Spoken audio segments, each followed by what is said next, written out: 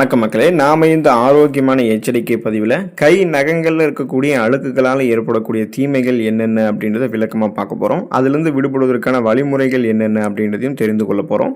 கை நகங்களில் அழுக்குகள் சேர்வது பார்ப்பதற்கு அழகு அற்றதாக இருப்பதோட நமது ஆரோக்கியத்திற்கு பெரும் தீங்குகளை விளைவிக்கும். நகங்களில் இருக்கக்கூடிய அழுக்குகளால் ஏற்படக்கூடிய தீமைகள், அதிலிருந்து விடுபடுவதற்கான வழிமுறைகளை நம்ம பார்ப்போம். அதை பார்க்குறதுக்கு முன்னாடி இந்த வீடியோக்கு மட்டும் ஒரு லைக்கை கொடுத்துட்டு இந்த தகவலை உங்களுக்கு தெரிஞ்சவங்களுக்கும் ஷேர் பண்ணிவிடுங்க. ஏன்னா அது அவங்களுக்கும் பயனுள்ளதாக இருக்கக்கூடிய ஒரு ஆரோக்கியமான பதிவு தாங்க. இது போன்ற அப்டேட்ஸ்கள் நீங்கள் தொடர்ந்து பார்க்குறதுக்கு நம்மளுடைய ஹெல்த் நியூஸ் தமிழ் சேனலை மறக்காமல் சப்ஸ்கிரைப் பண்ணி வச்சுக்கோங்க.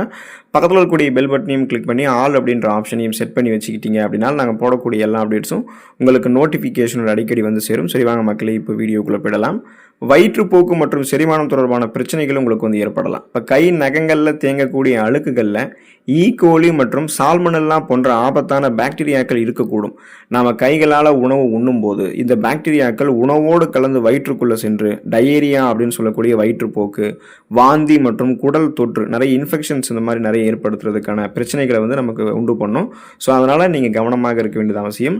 நகைச்சுற்று மற்றும் தோல் தொற்றுகள் வந்து உங்களுக்கு இது ஏற்படலாம். அதாவது நகங்களில் இருக்கக்கூடிய பாக்டீரியாக்கள் நகத்தை சுற்றி இருக்கக்கூடிய மென்மையான தோலுக்குள்ளே வந்து செல்லும் பொழுது அந்த இடம் வந்து வீங்கி சிவந்து சீழ்பிடித்து கொள்ளக்கூடிய அதை தான் வந்து நம்ம நகைச்சுத்து அப்படின்னு சொல்கிறோம்.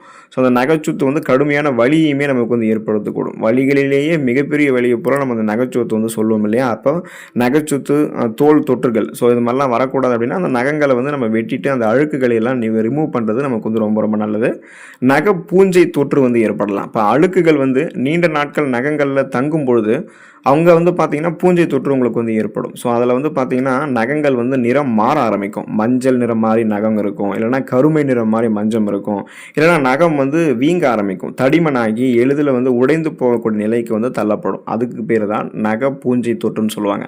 அந்த மாதிரி இருக்கக்கூடாதுன்னா நகங்களில் இருக்கக்கூடிய அழுக்குகள்லாம் சேகரிக்காமல் நகங்களை வந்து வெட்டி முறையான அளவில் வந்து நம்ம பராமரிக்கிறது நல்லதுங்க. உங்களுக்கு ஒருவேளை வந்து சுவாசம் மற்றும் வைரஸ் தொற்றுகள் வந்து ஏற்படலாம். இப்போ தெரியாமல் நீங்கள் வந்து முகத்தையோ மூக்கையோ அல்லது கண்களையோ கைகளால் நீங்கள் தொடும்பொழுது நகங்கள் இருக்கக்கூடிய கிருமிகள் உடலுக்குள்ளே வந்து நுழைந்து சளி, இருமல் மற்றும் பிற வைரஸ் காய்ச்சல்களையுமே உருவாக்குறதுக்கு அது உங்களுக்கு வந்து வழிவகுக்கும் அப்படின்றத நீங்கள் தெரிஞ்சுக்கோங்க. புண்களில் தொற்று வந்து உங்களுக்கு ஏற்படும். இப்போ உங்களுடைய உடலில் ஏதேனும் சிறிய கீரலோ அல்லது பெருசாக வந்து புண்ணெல்லாம் இருக்குது அப்படின்னா அழுக்கு நகங்களால் நீங்கள் அதை வந்து சொரிஞ்சிங்கன்னா அங்கே வந்து உங்களுக்கு மறுபடியும் அழுக்குகள் வந்து சேர ஆரம்பிக்கும். அந்த புண் வந்து மேலும் தீவிரமடைந்து பெரிய தொற்றாக ஒரு மிகப்பெரிய இன்ஃபெக்ஷன்ஸ் மாதிரி மாற ஆரம்பிக்கும். இதெல்லாமே அழுக்குகள் வந்து நகங்களில் இருக்கிறதால அல்லது நகங்கள் வந்து வெட்டாமல் நம்ம பராமரிக்கிறதால ஏற்படக்கூடிய பிரச்சனைகள் தான் இந்த பிரச்சனைகள் எல்லாமே.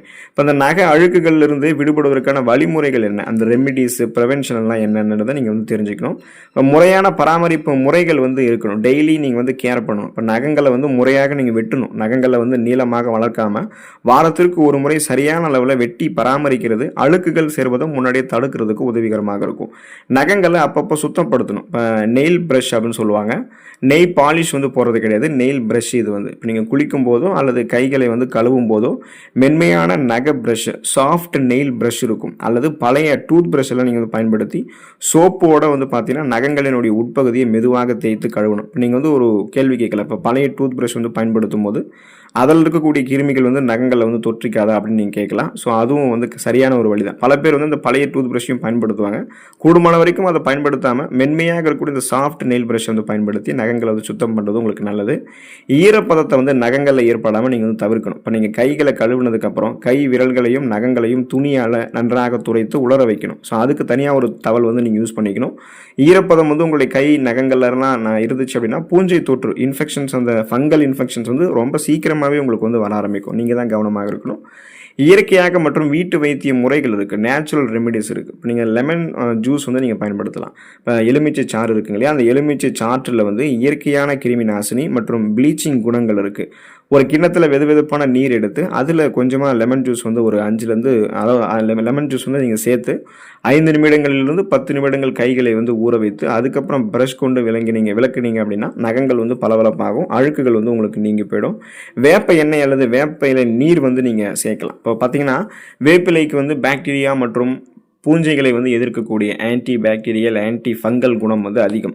வேப்பிலை வந்து கொதிக்க வைத்த நீரில் வந்து நன்றாக நீங்கள் கைகளை வந்து கழுவலாம், அல்லது நகங்களினுடைய ஓரத்தில் வேப்ப எண்ணெய் வந்து தடவி வரும்போது நகைச்சுற்று பூஞ்சை தொற்றுகள்லாம் உங்களுக்கு வந்து நீங்க ஆரம்பிக்கும். வெதுவெதுப்பான உப்பு நீர் வந்து நீங்கள் வச்சு அதில் வந்து நகங்களை வந்து வாஷ் பண்ணலாம். இப்போ வெதுவெதுப்பான நீரில் கொஞ்சமாக வந்து கல் உப்பு சேர்த்து அதில் வந்து விரல்களை ஒரு 10 நிமிடங்கள் ஊற வைப்பதன் மூலமாக இந்த நகை இடுக்குகள் இருக்கக்கூடிய கிருமிகள் அழியும், அழுக்குகள் எல்லாம் எளிதாக வந்து நம்ம வந்து வெளியேற்றி கொள்ளலாங்க.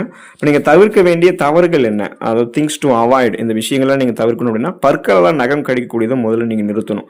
நகங்களை வந்து பற்களால் கடிக்கக்கூடாது. இதனால் நகத்தில் இருக்கக்கூடிய கிருமிகள் நேரடியாக உடனே நம்மளுடைய வாய்க்குள்ளே வந்து செல்வதோட நகத்தை சுற்றி இருக்கக்கூடிய தோலும் வந்து பாதிப்படையும். கூர்மையான பொருட்களால் அழுக்கை வந்து எடுப்பீங்க பார்த்தீங்கன்னா, நிறைய பேர் அதை பண்ணுவாங்க. அந்த மாதிரி பண்ணக்கூடாது. ஊசி, கத்தி அல்லது பாதுகாப்பு ஊசிகள், இந்த சேஃப்டி பின்ஸ் எல்லாம் பயன்படுத்தி நகத்தின் கீழே இருக்கக்கூடிய அழுக்குகளை கொஞ்சம் கொஞ்சமாக குத்தி குத்தி எடுக்கக்கூடாது.